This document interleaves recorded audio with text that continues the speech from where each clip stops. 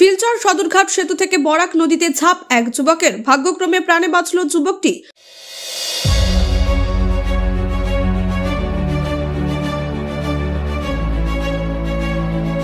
সদরঘাট সেতু থেকে বরাক নদীতে ঝাঁপ এক যুবকের, ভগবান সহায় ছিলেন বলে আজ যুবকটি প্রাণে বাঁচল। ঘটনাটি ঘটে বুধবার দুপুরে শিলচর সদরঘাট সেতুতে। জানা গেছে, সেতুর ওপর থেকে এক যুবক বরাক নদীতে ঝাঁপ দিয়েছিল, কিন্তু ভাগ্যক্রমে সে একটি বাঁশের ভোড়াতে গিয়ে পড়ে।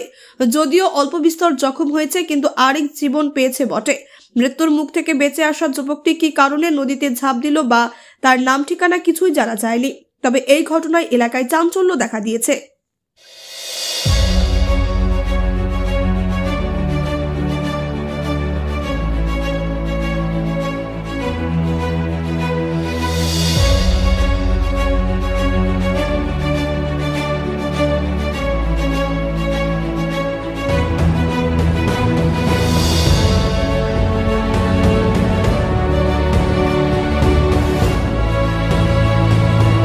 শিলচর সদরঘাট সেতু থেকে বরাক নদীতে ঝাঁপ এক যুবকের, ভাগ্যক্রমে প্রাণে বাঁচল যুবকটি।